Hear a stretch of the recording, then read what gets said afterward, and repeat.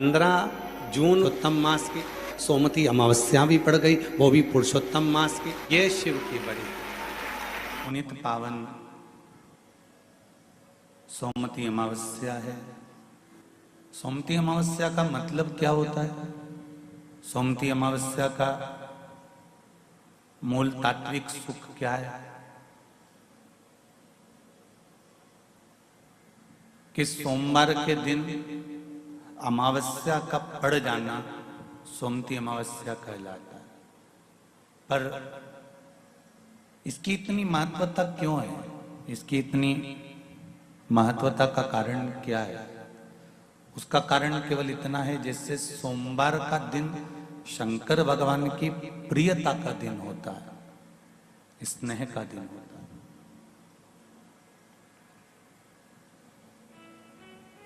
शंकर भगवान की पूजन केवल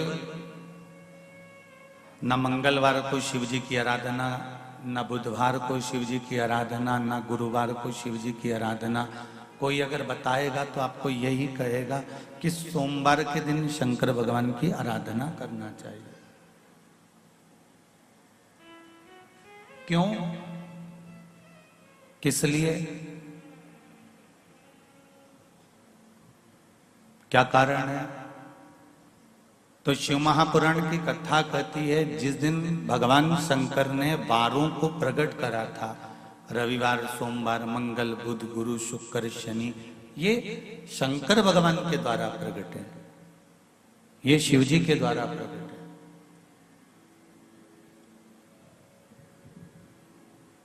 इनकी जो प्रागट्यता है, इनका जो प्रागट्य है, वो शंकर जी के द्वारा।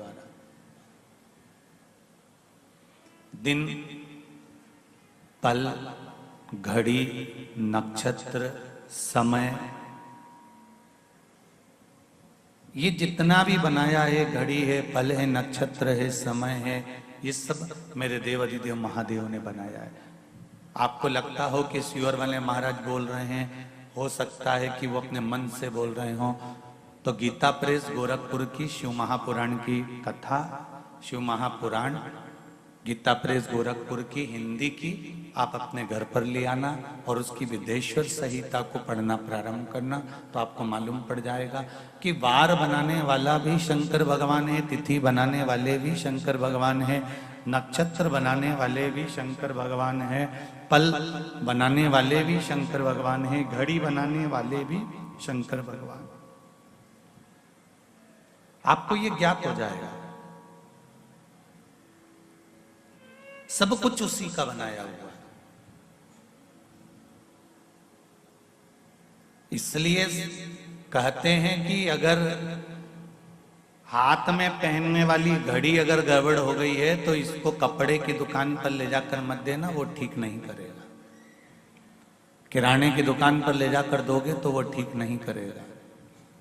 सोनार की दुकान पर ले जाकर दोगे तो वो ठीक नहीं करेगा। लोहार की दुकान पर ले जाकर दोगे तो वो ठीक नहीं करेगा। घड़ी को अगर ठीक करवाना है तो घड़ी वाले की दुकान पर ले जाकर दोगे तो वो घड़ी ठीक कर देगा। थोड़ा समय लेगा, 5 दिन, 7 दिन, 8 दिन थोड़ा लग जाएगा, पर घड़ी वाले की दुकान पर ले जाकर पटकोगे तो घड़ी ठीक करेगा। फ्रिज वाले की दुकान पर फ्रिज ले जाकर रखोगे तो फ्रिज ठीक करेगा। एसी वाले की दुकान पर एसी ले जाकर रखोगे तो एसी ठीक करेगा।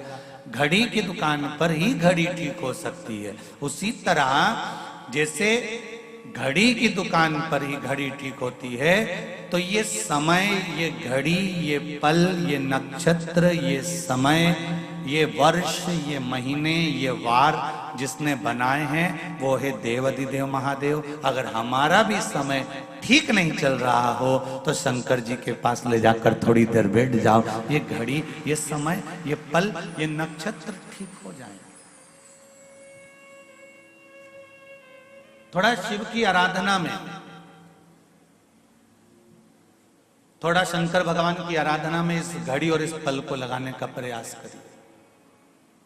हमारा अगर समय बेकार चल रहा है, हमारा समय अनुकूल नहीं है, ठीक नहीं है, श्रेष्ठ नहीं है, कुछ उसमें गड़बड़ी चल रही है, तो जिसने बनाया है, जिसने निर्माण किया है, उस परमात्मा के पास ले जाकर रख दीजिए, उस परमात्मा के पास जाना शुरू कर दीजिए, तो वो इस मनुष्य देह की घड़ी को थोड़ा ठीक करना प्रारंभ कर देगा, मानव देह की घड़ी को श्रेष्ठ कर देगा। गूंजना बंद कर बात।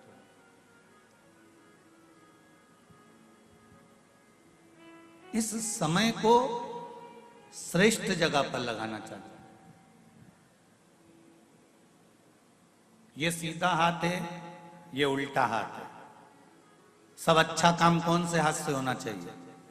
जम के बोलो जरा, सीधे हाथ से। तो इस उल्टे हाथ को बुरा नहीं लगता होगा कि बताओ मैंने कौन सा पाप किया?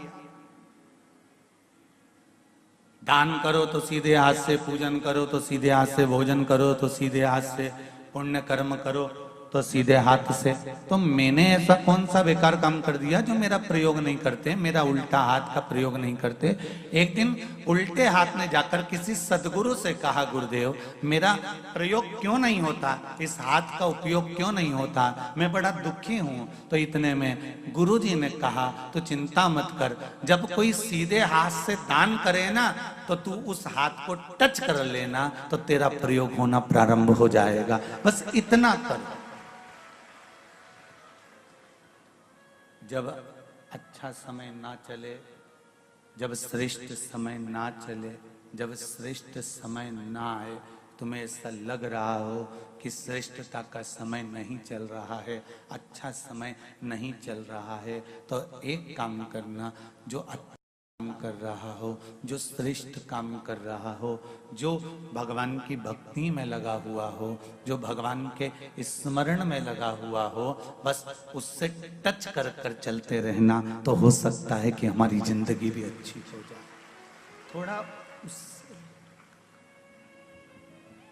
थोड़ा उससे लगकर चलो। से सोमती अमावस्या, कौन सी अमावस्या? सोमती अमावस्या। सोमवार के दिन जो अमावस्या पड़े वो सोमती अमावस्या कहलाती है। क्या करना पड़ता है उस दिन? पीपल के पेड़ की परिक्रमा करो, या तुलसी की परिक्रमा करो, या पूजन करो, पाठ करो, कुछ भी करो, पर सोमती के दिन दान करो, पुण्य करो, सत्कर्म करो, भजन करो। तो सोमती अमावस्या का विधान इतना शास्त्र क्यों कहता है कि सारी अमावस्याओं में प्रबल सोमती अमावस्या है? शनिचरी अमावस्या से भी बड़ी अमावस्या सोमती कहलाती है हमारा।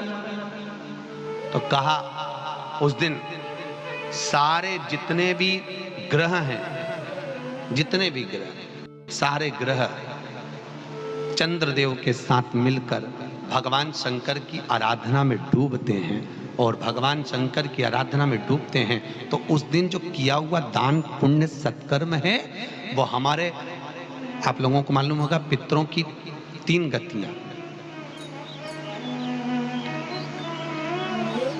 पितर, आहूत, वासुक। कितने?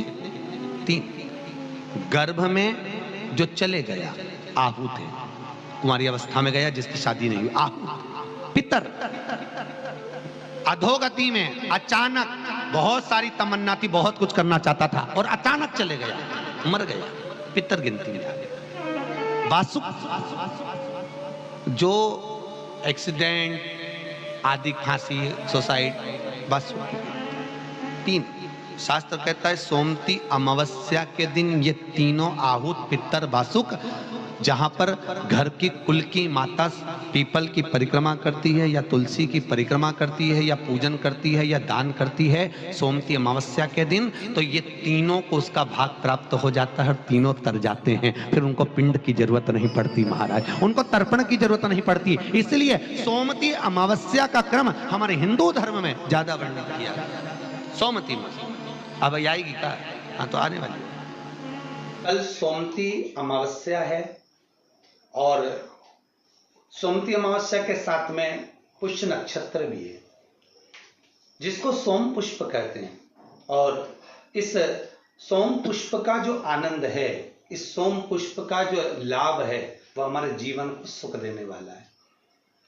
शिव महापुराण के अंतर्गत, या लिंग पुराण के अंतर्गत, या नर्मदा पुराण के अंतर्गत नारद पुराण के अंतर्गत हम जब सोमती का महत्व श्रवण करते हैं, कई बार आपको हमने शिव महापुराण में भी सोमती अमावस्या के महत्व को समझाया है कि सोमती अमावस्या का महत्व क्या है, सोमती अमावस्या का लाभ क्या है, हम शंकर की कैसे आराधना कर सकते हैं, हम शंकर को कैसे प्राप्त कर सकते हैं, शिव को पाने का तरीका क्या है, और वो भी श्रावण के महीने में। सोमती साल भर में सोमती अमावस्या 1 या 2 पड़ती है, पर अब की बार जो योग बना है वो के महीने में सोमती अमावस्या का योग बना, उसके साथ में पुष्य नक्षत्र पड़ रहा है जिसको सोम पुष्प कहते हैं।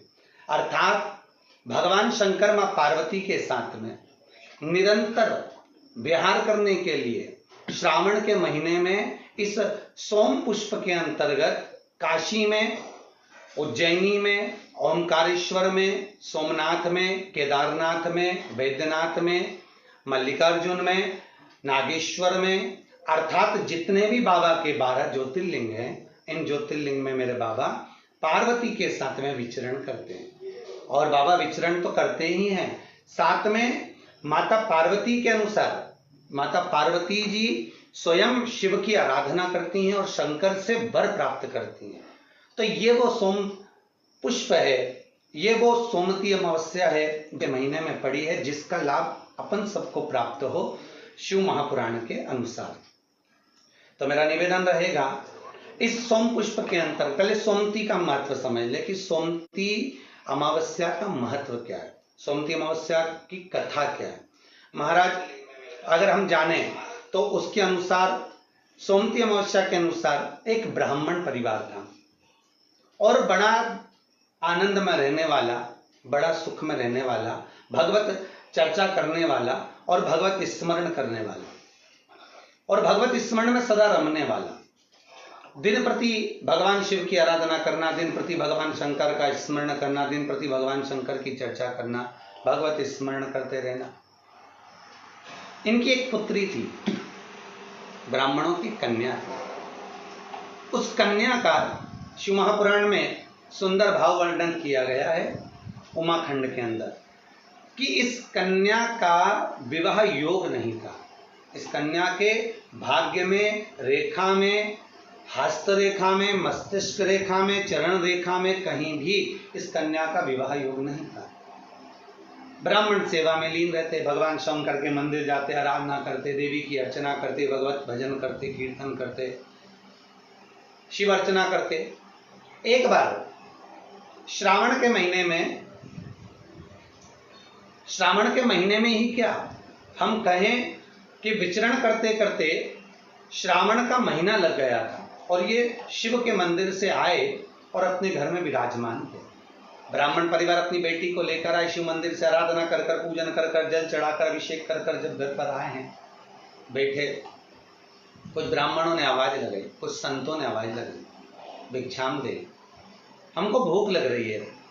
संतों ने जब आवाज लगाई, ब्राह्मणों के घर में से कन्या बाहर निकल कर आई और कन्या ने बाहर निकल कर आकर कहा, संतों आप हमारे घर में प्रवेश करिए, आइए। आसन दिया, बिठाया, बिठाकर निवेदन किया, संतों हम आपके लिए क्या सेवा कर सकते हैं। ब्राह्मण और ब्राह्मणी आए, निवेदन करा, नमन करा, प्रणाम करा। संतों ने कहा हमें बहुत भूख लगी है, यदि कुछ भोजन प्राप्त हो जाए तो हम आगे के लिए रास्ता बना लें और हम चले जाओ। ब्राह्मण ब्राह्मणी ने पुत्री से कहकर भोजन सिद्ध किया, सभी ने मिलकर भोजन बनाया, संतों को भोजन कराया। जाते हुए संत जाने लगे। ब्राह्मण ब्राह्मणी को देखकर यथा योग्य आशीर्वाद दिया। आशीर्वाद देने पर ब्राह्मणों ने एक निवेदन करा, ब्राह्मण ब्राह्मणी ने निवेदन करा कि हमारा केवल इतना सा निवेदन है गुरुदेव, संत देव, हमारी बेटी का विवाह नहीं हुआ, इसका योग नहीं बनता, इसका संबंध नहीं हो रहा, हमारी बेटी का विवाह करना। संतों ने उसी समय पर कन्या के हस्तकमल को जब देखा, कन्या के हस्तकमल को देखकर कहा कि इस बेटी के भाग्य में तो विवाह का योग ही नहीं है, इसका संबंध नहीं होगा, और मान लो यदि इसका संबंध हो गया, इसका विवाह हो गया, तो इसका पति जीवित नहीं रह सकता। इतने कठिन योग इसके हैं और इसका संबंध नहीं है। ब्राह्मणों ने निवेदन करा, कुंवारी बेटी घर में बैठी रही है, कहाँ तक सिद्धता है महाराज, कुछ कृपा करिए। संतों ने कहा बस एक काम हो सकता है, एक शिव भक्तन, शंकर की भक्तन, शिव की आराधना करने वाली एक सोना धोवन है। वो सोना धोवन जो जिसका नाम है सोना और धोबी का काम करती है, कपड़े धोने के लिए जाती है, वस्त्र आदि धोती है और भगवान शंकर का भजन करती है। नित्य प्रति का नियम है उसका, शिव मंदिर में जाना, शंकर की आराधना करना, शंकर को जल चढ़ाना, समर्पित कर कर शिव मंदिर में पोछा लगाना, झाड़ू लगाना, बुआरी लगाना और शिव मंदिर को सुगंधित पुष्पों से सजा देना। सोना धोवन का एक नियम था। पूरे परिवार में शिव चर्चा करती थी, भगवान की आराधना में डूबी रहती थी सोना धोवन। संतों ने कहा यदि ये आपकी बेटी, आप ब्राह्मण तो हैं, ब्राह्मण कुल में जन्म लिया है आपने, पर आपकी बेटी जो शिव का भक्त है, सोना धोवन जो शिव की आराधना करने वाली है, हमारे यहाँ कितना सुंदर कहा कि दासों के भी दास यदि हम बन जाए, हम दासों के भी अगर दास बन गए, हम भगवान शंकर की सेवा करने वाले की ही केवल सेवा कर लिए, कितनी प्रसन्नता होती है जब सुनते हैं कि केदारनाथ लोग जाते हैं, अमरनाथ लोग जाते हैं, श्रावण के महीने में लोग अमरनाथ की यात्रा करने जाते हैं। तो कई लोग कहते हैं कि गुरुदेव हम जब अमरनाथ की यात्रा कर कर आए तो हमने देखा कि वहाँ बहुत भंडारे चल रहे हैं, लंगर चल रहे हैं, लोग नए नए पकवान अमरनाथ आने वाले यात्रियों को खिला रहे हैं, खूब सुंदर व्यवस्थाएं दी जाती है। तो यहाँ तो शास्त्र कह रहा है कि शंकर के दरवाजे की चौखट पर भी यदि कोई सेवा कर रहा है, बुआरी काट रहा है, कोई शिव के मंदिर की आराधना कर रहा है, यदि हमने उसकी भी सेवा कर दी और वो निस्वार्थ भाव से सेवा कर रहा है और उसकी भी यदि हमने सेवा कर दी तो शंकर प्रसन्न हो जाते हैं। तो संत कह रहे हैं अगर आप ब्राह्मण की पत्नी से कहा कि अगर आपकी पुत्री ये ब्राह्मण कन्या सोना धोवन के यहाँ जाकर अगर सोना धोवन की थोड़ी सी सेवा कर ले, मात्र 7 दिवस तक सेवा कर ले, तो इस कन्या का भाग्य बदल जाएगा। अब सोना धोवन तो सत्संग में लगी रहती, भजन में लगी रहती, शिवाराधना में लगी रहती, नमः शिवाय ओम कहती रहती, उसका नियम नमः शिवाय ओम का स्मरण नित्य प्रति करती, श्री शिवाय नमस्तुभ्यम का जाप करती, शंकर के भजन में डूबी रहती। कन्या को मालूम पड़ा, माता पिता ने कहा बेटा सोना धोवन है, ब्राह्मण कुल में तुम्हारा जन्म हुआ है, तुम जाकर सेवा करो, हम भी कहते हैं, मना नहीं है, पर जगत क्या कहेगा। बेटी कहती है माँ यदि संत के मुख से निकली हुई वाणी सिद्ध होती है तो मुझे सेवा करने में क्या दिक्कत है, मैं सेवा करने को तैयार हूँ। अब बेटी प्रातः में जल्दी उठ जाती और ब्राह्मण कन्या उठकर तुरंत सोना धोवन के घर पहुंच जाती। सोना धोवन की एक बहू और बेटा थे, सोना धोवन का पति था घर में। ये सब उठे उससे पहले ये घर में प्रवेश कर कर झाड़ू लगाकर, पोछा लगाकर, वस्त्र आदि धोकर और ब्राह्मण कन्या पूरे घर की बुआरी कर कर, दीप प्रज्वलित कर कर, सोना धोवन के दरवाजे पर दीप लगाकर और आ जाते। अब सोना धोवन 4 दिन 3 दिन निकले और 3-4 दिन निकलने पर बहू से कहा बेटा तो इतनी जल्दी जग जाती है, सारी सेवा करके पूरे घर का सफाई कर देती है, मुझे मौका ही नहीं देती आजकल। बहू बोली माँ मुझे तो लगा कि आप सुबह जल्दी उठते होगे। तो माँ को लगा कि बहू उठती है, बहू को लगा कि सास उठती है। दोनों ने विचार करा कि फिर अपने घर में आकर इतनी सेवा कर कर, झाड़ू आदि बुआरी आदि कौन कर कर जा रहा, देखे तो सही, कौन कलश भर कर जाता है जल का शंकर जी के लिए, कौन फूल रख कर जाता है शिव जी के लिए, कौन बेलपत्र रख कर जाता है शिव जी के लिए, कौन इतनी सामग्री जुटा कर जाता है शंकर जी के लिए, कौन चंदन घिस कर जाता है शिव जी के लिए, मुझे देखना है। अब बहू और सास एक बार दोनों ने उठकर प्रातः में जल्दी देखा, ब्राह्मण कन्या सुबह आई, बुआरी झाड़ू लगा रही थी, चंदन आदि घिस रही थी और सोना धोवन ने उसको देख लिया, देखकर उसके चरणों में गिर गई। सोना धोवन उस ब्राह्मण कन्या के चरण में गिरी, प्रणाम किया, नमन किया, बेटा आप ब्राह्मण कुल की बेटी हो, आप मेरे घर में बुआरी काट रही हो, मुझे दोष लगेगा, आप ये क्या कर रही हो। आपसे निवेदन है, आप ऐसा ना करिए, मुझे दोष लगेगा, मैं शिव की आराधना करती हूँ। कन्या ने हाथ जोड़कर निवेदन करा सोना धोबन से, माता जी मेरे हस्त कमल में, मेरे भाग्य में पति का सुख नहीं है, मेरे भाग्य में विवाह नहीं है, पर मुझे संत ने कहा है यदि शिव भक्तन सोना धोबन के अगर केवल सेवा ही मिल गई तो उससे तुम्हारा भाग्य खुल जाएगा, उससे तुम्हारे हस्त कमल में विवाह योग आ जाएगा। आप कृपा करिए, मेरे पिताजी ने जो वर ढूंढा है उससे मेरे पिताजी विवाह करना चाहते हैं, पर मेरे भाग्य में लिखा है कि विवाह के बाद भी मेरा सौभाग्य समाप्त हो जाएगा। आप कुछ कृपा करेंगी? क्यों नहीं, अगर मेरे द्वारा आपका हित होता है तो हित करने में क्या दिक्कत है? अपने माध्यम से अगर किसी का भला हो रहा है जरूर हो। सोना धोबन ने कहा आपके विवाह में मैं पहुंचूंगी और अपना सौभाग्य आपको प्रदान करूंगी। संत ने कहा था मां कि सोना धोबन के मस्तक का सिंदूर यदि तेरे मस्तक पर आ जाएगा तो तेरा बाल भी बांका नहीं होगा। मां ऐसी कृपा करिए, मेरा सौभाग्य बना दीजिए। जिस दिन कन्या का विवाह था उसके प्रथम में वर कन्या की मांग में सिंदूर भरे, उससे पहले सोना धोबन पहुंच गई। जैसे ही सोना धोबन ने अपनी मांग का सिंदूर निकालकर जैसे ही उसी पल कन्या के मस्तक पर दिया, कन्या के मस्तक पर देते ही सोना धोबन का जो पति था एक जगह पर बैठा हुआ था, उसका पति के प्राण निकल गए, क्योंकि सोना धोबन को लग गया था। सोना धोबन ने जाते जाते अपनी बहू से कह दिया था ससुर का ध्यान रखना। प्राण निकलते से ही जैसे ही मांग में सिंदूर दिया, सोना धोबन का मांग का सिंदूर जैसे ही हटा, हटते से ही सोना धोबन को ज्ञात हो गया कि आज मुझे लगता है कि मेरा पति नहीं रहा। नैनों से नीर बहा। सोमती अमावस्या का दिन था जिस दिन उस ब्राह्मण की कन्या का विवाह हुआ था। धोबन सिंदूर देकर आ रही थी। धोबन का नियम था शिव की आराधना कर कर सोमती की फेरी लगाती थी। आज वही सोमती अमावस्या पड़ गई और सोमती अमावस्या पड़ी तो जब घर से चली तो हाथ में कोई वस्तु नहीं थी। सोमती अमावस्या के दिन पीपल के वृक्ष की फेरी जो लगाई जाती है वो खाली नहीं लगाई जाती।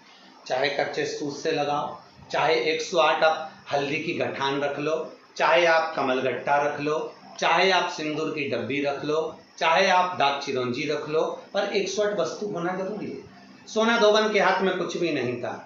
पीपल के वृक्ष को देखा, सोमती अमावस्या है और मेरा नियम है मैं सोमती अमावस्या को 108 फेरी देती हूं अखंड सौभाग्य के लिए। लगा उधर पति तो चला गया था। सोना धोबन ने एक ईंट पड़ी हुई थी, ईंट के 108 टुकड़े कर लिए और ईंट के 108 टुकड़े कर सोना धोबन ने पीपल के वृक्ष के नीचे पहुंचकर पीपल देव में, जिसमें 52,000 ब्राह्मणों का वासा होता है, जिस पीपल में सारी सिद्धियां प्राप्त होती है, जिस पीपल में स्वयं लक्ष्मी नारायण के साथ निवास करती है, जिस पीपल में स्वयं सूर्यदेव शनि महाराज और यमराज को विराजमान करते हैं, उस पीपल में जिसमें ब्रह्मा विष्णु शिव सदा निवास करते हैं, ऐसे पीपल की जब फेरी लगाना सोना धोबन ने चालू करी तो महाराज शिव महापुराण की कथा कहती है, सुंदर नर्मदा पुराण की कथा कहती है, 108 ईंट की खोड़ से, ईंट के टुकड़े से जब सोना धोबन की फेरी पूर्ण हुई, जैसी पूर्ण होती है सोना धोबन अपना पल्लू पसार के प्रणाम जैसी करती है। पीपल के वृक्ष पर जो सिंदूर लगा था सोना धोबन ने जैसे अपनी मांग में भरा, वैसे उसका पति वापस जीवित हो गया, वापस जीवित हो गया। सोमती अमावस्या का फल ही यही है कि जिन वर कन्या का विवाह नहीं होता, जिन लड़का लड़की का विवाह नहीं होता, जिन पति पत्नी में आपसी में टकरार चल रहा हो, अदालत तक बात पहुंच गई हो, जिस घर में शांति नहीं रह रही हो, आपस में क्लेश वाड़ा मचा हो, ऐसी हो गया मन में कि अब ये तनाव बहुत बढ़ गया है, संबंध टूट जाएगा, तो निवेदन है सोमती अमावस्या के दिन आप भी सोमती अमावस्या के दिन पीपल के वृक्ष के नीचे जाकर उस पीपल की पूजन कर कर उस पे कुंकु सिंदूर चंदन समर्पित कर कर कच्चे सूत से 7 परिक्रमा करिए। 7 बने तो 7, वैसे तो 108 लगाओगे तो आपके जीवन में सुखता आएगी। और ये वो सोमती अमावस्या पड़ रही है जिसको सोम पुष्प कहा जा रहा है, पुष्य नक्षत्र पड़ रहा है। और एक तरगत पड़ रही जिसमें 2 शनि प्रदोष है, जो स्वयं भगवान शंकर के लिए शुभ है।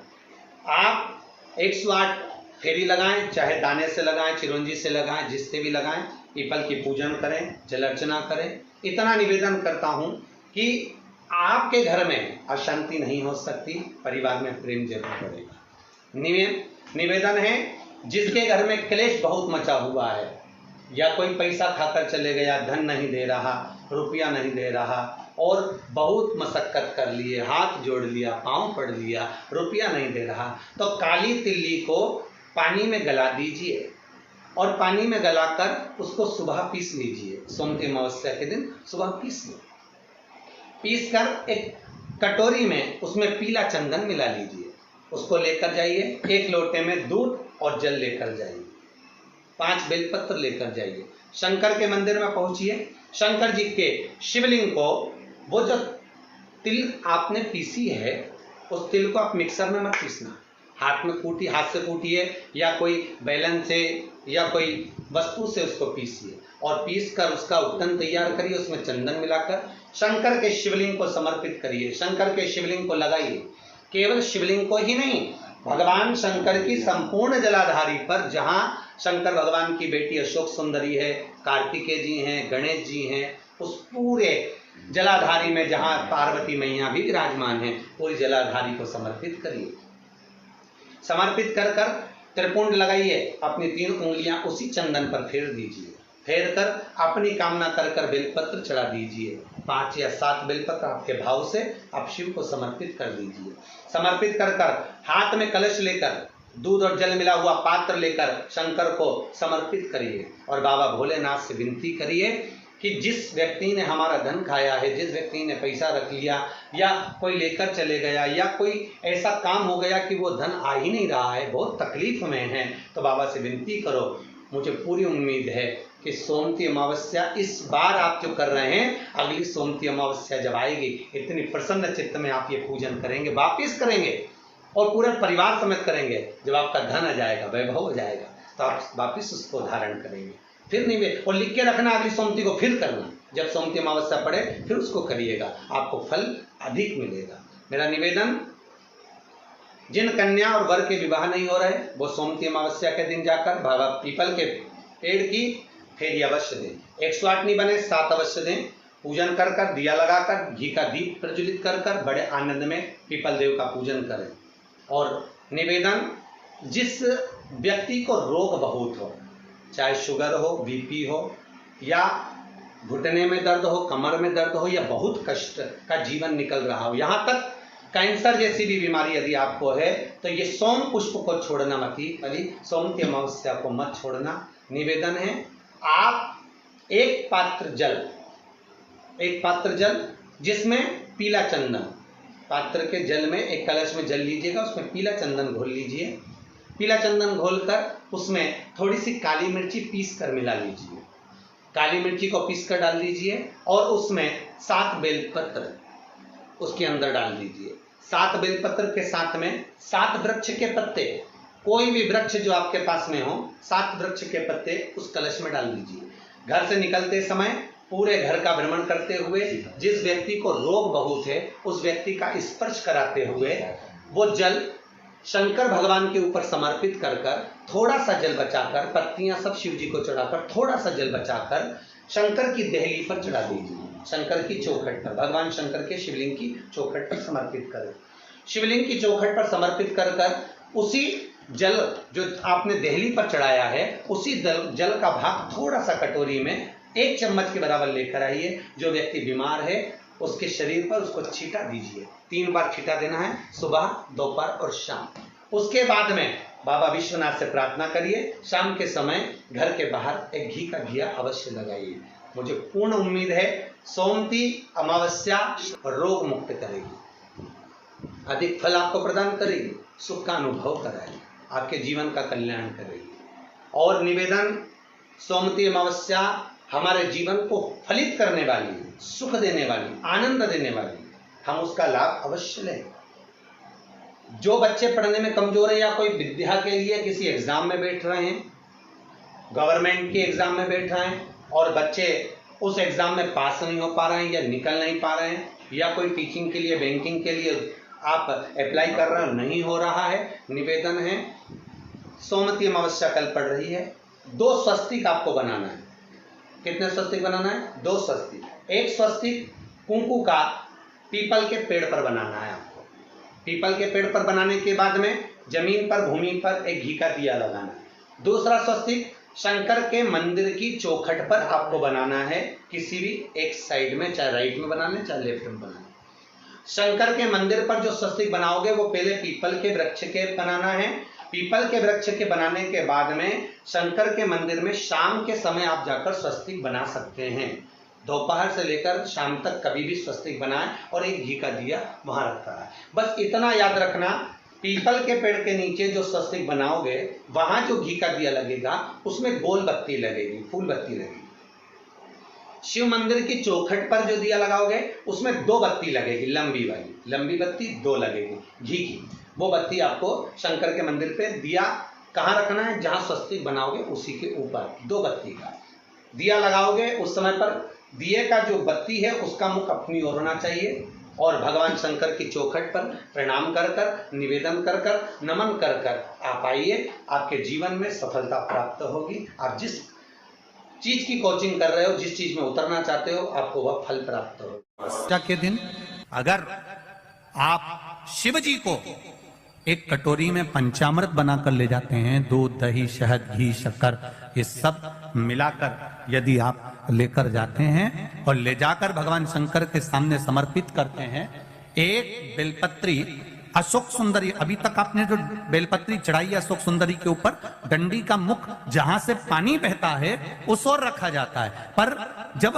हमें ऐसा लग रहा है कि हमारे पितृ भूखे हैं या हमारे पूर्वज प्यासे हैं या उनको भाग नहीं मिल रहा, इसलिए मेरा कोई काम नहीं हो रहा, इसलिए शिव राजी नहीं हो रहा है, तो ये बेलपत्री के भाग को बदल दिया जाता है। ये बेलपत्री अशोक सुंदरी की जगह पर जब चढ़ाया जाता है तो ये पत्ती का जो भाग है जहां से पानी बहता है उस ओर रखा जाता है और ये डंडी का भाग शिवलिंग की ओर रखा जाता है। और यहीं पर भगवान शंकर को जो तुम पंचामृत बनाकर लेकर गए हो वो पंचामृत चढ़ाया जाता है और वही पंचामृत थोड़ा सा शिवलिंग पर चढ़ा दिया जाता है। उसके बाद में पितृ पूर्वज जल की आस नहीं रखते, न भोजन की आस रखते हैं, क्योंकि शंकर उनको तृप्त कर देते हैं, शिव उनको पूर्ण कर देते हैं। अमावस्या का दिन घर में यदि क्लेश उत्पन्न हो जाता है, आपका धन, आपकी प्रॉपर्टी, आपकी जमीन, आपका प्लाट, आपका दुकान, आपका पैसा यदि किसी ने कब्जा कर लिया और छोड़ नहीं रहा, प्रत्येक अमावस्या के दिन पीपल के वृक्ष के नीचे जाकर 2 दीप लगाइए घी के। दोनों दीप के सामने एक हल्दी का चावल, एक कुंकू का चावल का दाना रख दीजिए और स्वधा स्वधा स्वधा स्वधा 3 बार कह दो और स्मरण करो, हे हमारे कुलदेव, पितृदेव, शिवदेव, महादेव, कृपा कर कर मेरा जो जमीन है, मेरा जो धन है, मेरी जो प्रॉपर्टी है, मेरा पैसा लोगों ने हथिया लिया, देते नहीं। अपना गोत्र बोलकर स्मरण कर कर बाबा मेरा धन मुझे वापिस ला कर दो। एक अमावस्या पर करो, फिर अगली अमावस्या करो, ऐसे 2-4 अमावस्या करोगे। जिसने ले रखा है वो खुद सोचेगा कि मुझे क्या हुआ कि मुझे देना है, उसका पैसा चुकाना है, धन रखेगा नहीं। पितृ सुधा का नाम स्मरण करते से जब हम सुधा सुधा सुधा सुधा कहते हैं, पितृ उसको स्वीकार करते हैं। जैसे अग्निदेव की धर्म पत्नी स्वाहा, क्या है? जम के बोलो जरा, स्वाहा।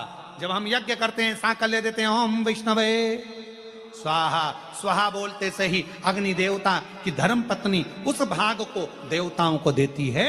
उसी तरह तर्पण, तिलांजलि, पिंड, तर्पण आदि जितने भी हम पितरों के लिए कर्म करते हैं उसमें हम स्वधा स्वधा बोलते हैं। जब स्वधा बोलते हैं तो वो स्वधा पितरों को भाग देती है और पितरों से कहती हैं, ये मेरा बेटा दुखी है, इसको ये तकलीफ है, इसको ये कष्ट है, तुम इसका ये कष्ट पितृदेव मिटा दीजिए, महादेव की आज्ञा है, इसको सही कर दीजिए। करते।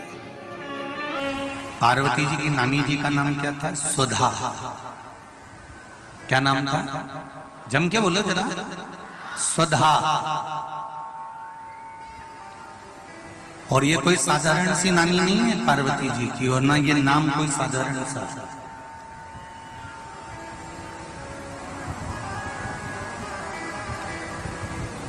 ये वो सुधा है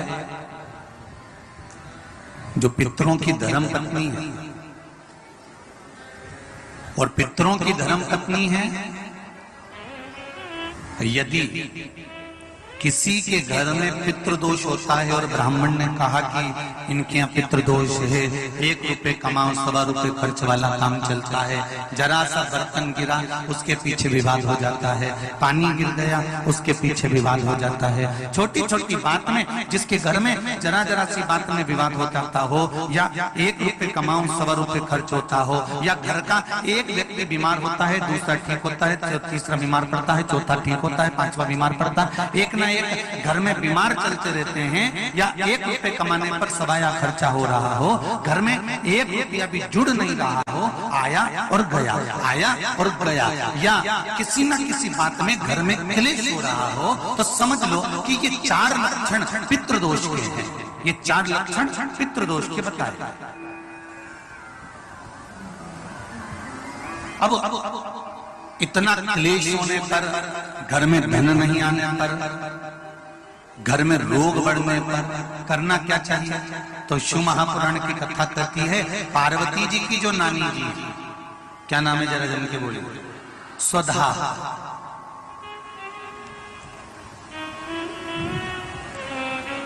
जो पितृलोक में रही और पितरों के साथ में रहने के बाद एक बार इनके मन में यह भाव प्रकट हो गया था कि मैं पितृलोक में तो रह रही हूँ, आपके साथ में रह रही हूँ, पर मेरा मन शंकर भगवान की आराधना में लगा रहता है। तो सुधा भगवान शिव की आराधना करने जब जाती थी तो पितृ उनकी आराधना के लिए संपूर्ण सामग्रियां सिद्ध कर देते थे, और संपूर्ण सामग्रियां सिद्ध कर सुधा को दे देते, और सुधा जाकर पितृलोक से जाकर भगवान शिव की आराधना। पहले की अगर आपने कथा सुन रखी होगी टीवी के माध्यम से, आस्था के माध्यम से, या फेसबुक यूट्यूब के माध्यम से, तो आपको कहा था शंकर भगवान को जल चढ़ाने से 3 दोष समाप्त हो जाते हैं। पहला पितृदोष, दूसरा कालसर्प दोष, और तीसरा वास्तु दोष।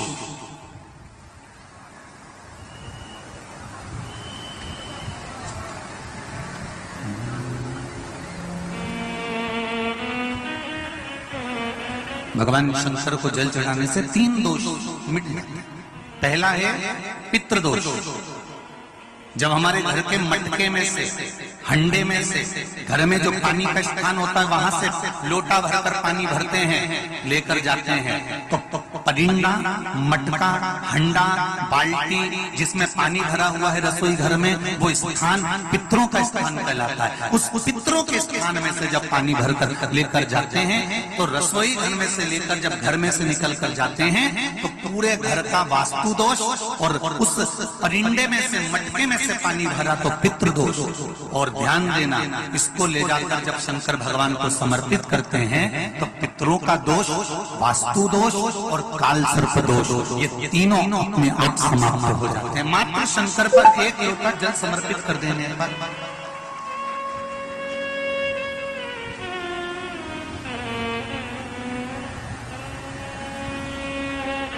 केवल 1 लोटा जल चढ़ाना। शंभु शरणे मां घड़ी दुख कारो, दया करी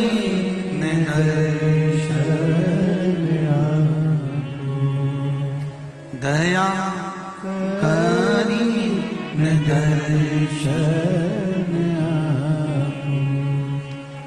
तीन दोष अपने आप समाप्त हो जाता है। स्वधा शिव जी की पूजन कर रहे,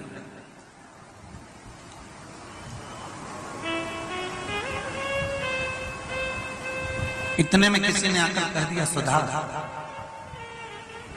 तुम्हारी जो लड़कियां हैं 3, तुम्हारी जो पुत्रियां हैं 3, मेना, धन्या, कला, ये तुम्हारी जो 3 पुत्रियां हैं, ये 3 पुत्रियों को श्राप लगा और संतों का श्राप लगा है कि इनको मृत्यु लोक में जाना पड़ेगा।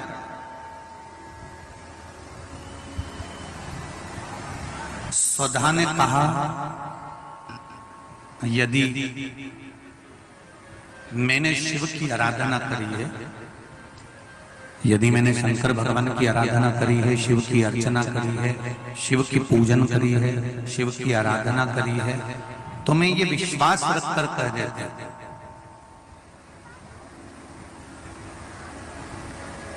कि मेरी बेटियां अगर मृत्यु लोक में गई तो ये तीनों के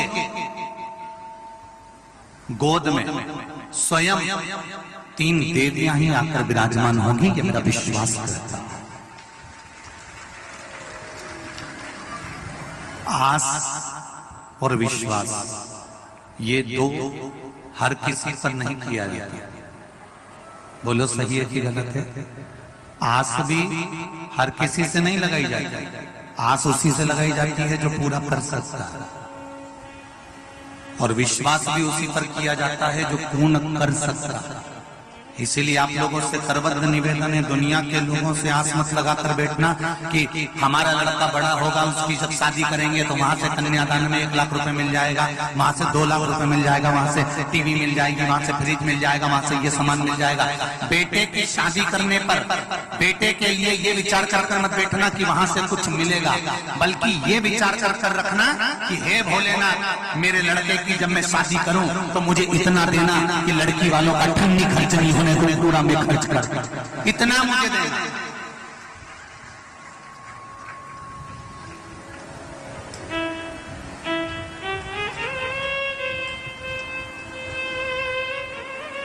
हम क्यों लड़की वालों से आस लगा कर बैठे कि लड़की वाला आएगा तो लड़की वाला फ्रीज देगा, तो लड़की वाला टीवी देगा, तो लड़की वाला LCD देगा, तो लड़की वाला ये देगा, तो लड़की वाला क्यों? और दुख यही चालू होता है। इतनी आस लगाकर बैठी थी और लड़की वालों ने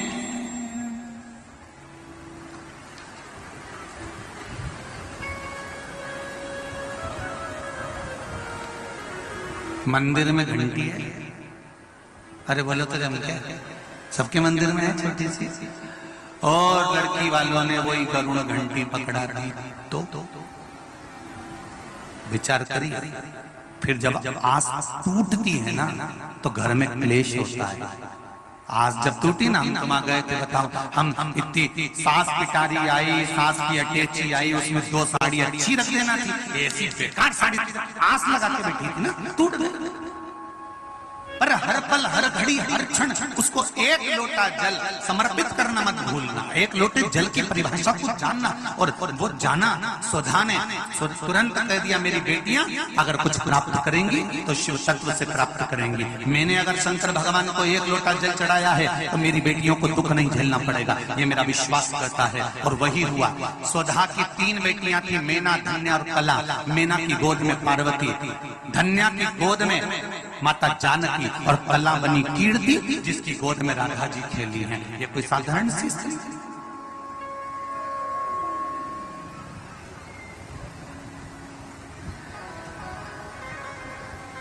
अगर घर में पितृदोष है, वास्तु दोष है, कालसर्प दोष है, और तुम्हें लग रहा है कि मैं 1 रुपए कमा रहा हूं, 100 रुपए खर्चा हो रहा है, या फिर घर में क्लेश बना हुआ है, या घर में बीमारियां बढ़ी हुई है, तो एक काम करना प्रारंभ कर दो। शिव जी के मंदिर में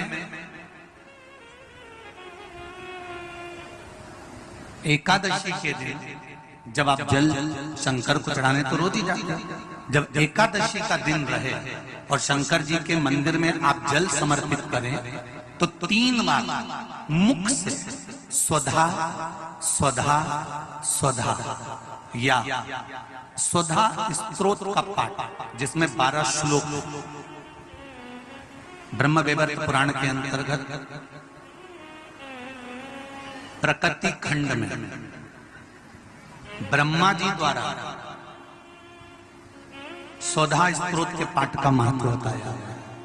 कोई कहे कि सियोर वाले महाराज ने ये स्वधा स्वधा स्वधा मंत्र कहां से दिया, तो आप उसको बता देना। ब्रह्मवैवर्त पुराण के प्रकृति खंड में से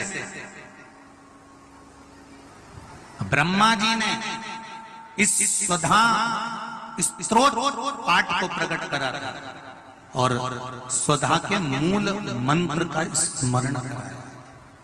इसमें 12 श्लोक हैं स्वधा स्तोत्र में। अगर स्वधा स्तोत्र नहीं पढ़ सकते तो 3 बार मुख से क्या बोलना है, जम के बोलो जरा, स्वधा स्वधा स्वधा।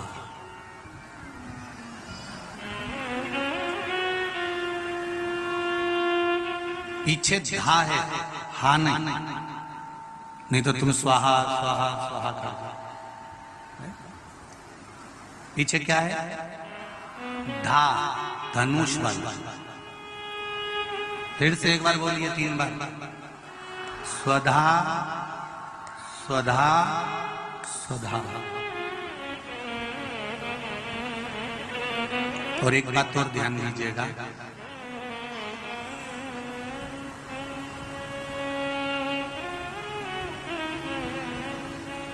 यदि कोई बुद्धि से विकलांग हो, विवेक काम नहीं कर रहा,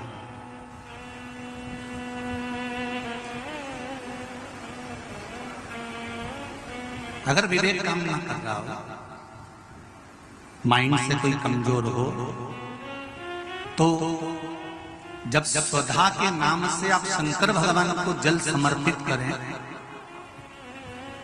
स्वधा स्वधा कहकर उस जल को समर्पित करें, तो पितरों का स्मरण कर कर वही स्वधा को समर्पित किया गया जल, जिसको विवेक की तकलीफ होती है, बुद्धि की तकलीफ होती है, अपने पितरों का, अपने पूर्वजों का स्मरण कर कर उस जल को उस विवेकहीन व्यक्ति के दोनों भुकुटियों के पास में लगा देना चाहिए थोड़ा सा। अमावस्या के दिन प्रदोष काल में, प्रदोष के समय पर, प्रदोष काल में शाम के समय पर जाकर किसी भी नदी, तालाब, बावड़ी, कुआं, कहीं ना कहीं जो आपके पास में हो, वहां पर एक घी का दिया, बत्ती का मुंह दक्षिण की ओर कर कर अवश्य जला कर जाना। सारे पितृदोष समाप्त हो जाएगा, सारा पितृदोष समाप्त। अमावस्या के दिन किसी भी जलाशय के पास में, नदी, तालाब, बावड़ी, कुआं, जो आपके शहर में, आपके गांव में, आपके नगर में हो,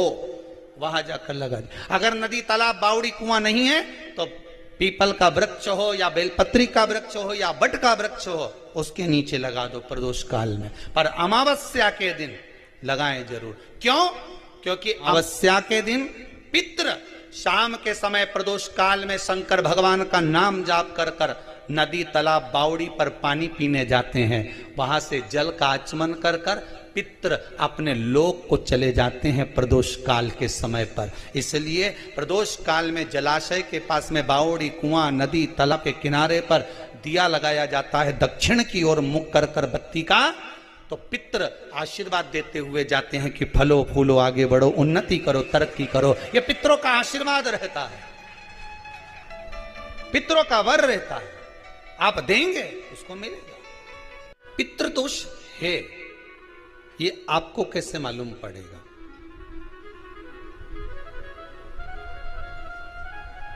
पितृ भूखे हैं, इसका तो वर्णन हमने पहले कर दिया कि रात्रि को जब आप सोने के बाद में 1-1.5 घंटे बाद अगर आपकी नींद खुल जाए, 1 घंटा 1.5 घंटा आप सो लिए, उसके बाद जो नींद खुली तो 1-1.5 घंटे तक अगर आपको नींद नहीं आ रही है, रात्रि को सोने के बाद में 1 घंटे बाद जब उठे तो आपको प्यास लग गई,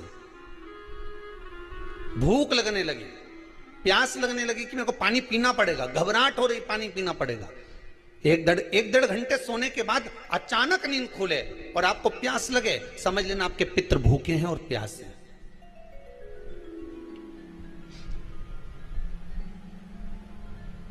वो भूखे और प्यासे हैं, उनको जल की जरूरत है।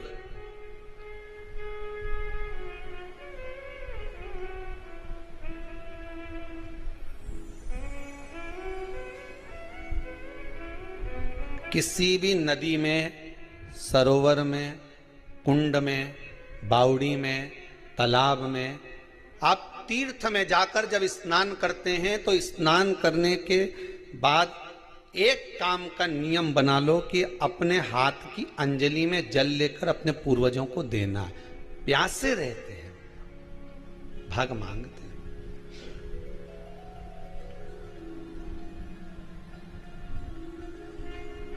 भाग प्राप्त करना। 3 वृक्ष पितरों के तुल्य हैं। पहला पीपल, दूसरा बट वृक्ष, तीसरा बेलपत्र का वृक्ष। ये पितरों के तुल्य हैं। अगर आपको रात्रि में नींद नहीं आ रही है, ऐसा लगता है कि रात्रि को 1 घंटा 1.5 घंटा सोने के बाद कुछ गलत गलत विचार आने लगते हैं, नींद सुबह 3 बजे तक 4 बजे तक नहीं आती, 4 बजे के बाद फिर नींद आती है, तो एक प्रैक्टिकल जरूर कर देखना। एक प्रैक्टिकल करने में क्या जाता है, प्रयास करने में क्या कुछ जाता है क्या? प्रैक्टिकल कर देखना कि कहीं सीवर वाला महाराज झूठ तो नहीं बोल रहा, तो प्रैक्टिकल करने में कुछ नहीं जाए। 1 लोटा पानी लो, उसमें थोड़ा सा कच्चा दूध डाल लीजिए। बेलपत्री का पेड़ या पीपल का पेड़ या बट का पेड़, इन पेड़ के नीचे ले जाकर उस दूध को दोपहर में सुबह 10 बजे से लेकर 12 बजे के बीच में ले जाकर चढ़ा दीजिए। रात्रि को फिर ना आपको प्यास लगेगी ना भूख लगेगी, नींद एक बार लगी तो सुबह ही खुलेगी। प्रैक्टिकल करने में क्या जाता है? पानी डालने में तुम्हारा कुछ जाएगा? अरे बोलो तो सरी, हमें 10 रुपया का दूध जरूर उसमें, और तुम इतनी चतुर हो, इतना सारा दूध थोड़ी डालोगी, तो 2 चिल्ला डालोगे। कहाँ तुम इतना डालने वाली हो है?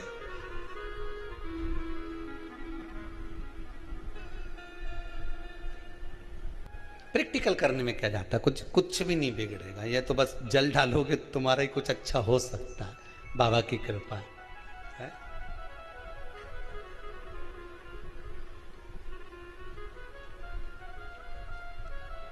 3 वृक्ष पितरों के तुल्य हैं। पहला जम के बोलिए पीपल, दूसरा बट वृक्ष, तीसरा बेलपत्री का वृक्ष। 3 पीपल के वृक्ष में 52,000 ब्राह्मण एक साथ निवास करते हैं, इसलिए पितृतुल्य है। बट वृक्ष ब्रह्मा जी के मस्तक से बना, इसलिए पितृतुल्य है। और बेलपत्री का वृक्ष माता पार्वती जी के अश्रु से बना। जब आंसू गिरे थे माता जगत जननी जगदम्बा पार्वती के, उस समय पर पितृलोक में हलचल उत्पन्न हो गई थी। हमारी नातिन की आंख में आंसू कैसे आ गए? मैनावती की पुत्री है।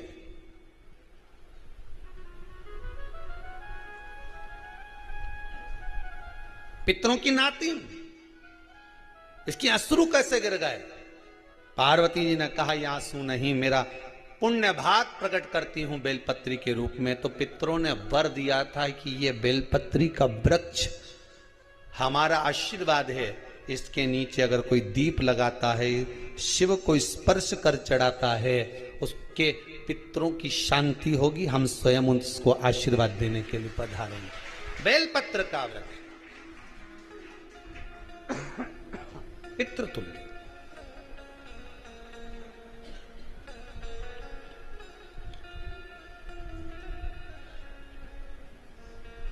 तो रात्रि को अगर भूख लग रही है, प्यास लग रही है, तो पितृदोष। दूसरा पितृदोष का लक्षण बताया, घर में कोई शुभ कार्य ना हो, वंश की वृद्धि ना हो। 1 रुपये कमाओ, 1.25 रुपये खर्च हो रहे हैं, पैसा 10 जगह से कमाई आ रही है पर घर में टिक नहीं पा रही है, आया गया, पितृदोष। जरा सी कटोरी पड़ी है, उसके पीछे विवाद चालू हो जाए, पानी ढुल गया उसके पीछे विवाद हो जाए, या छोटी छोटी बात में घर में क्लेश मचा हुआ है, पितृदोष है। समझ लो हमारे पूर्वज हमसे खुश नहीं है, प्रसन्न नहीं। मौका लग जाए, सारी दुनिया के लोग तुमसे कह रहे हैं तेरे घर में पितृदोष है। 1 रुपये कमाते हो, 1.25 रुपये खर्च होता था, मानसिक टेंशन बना रहता है।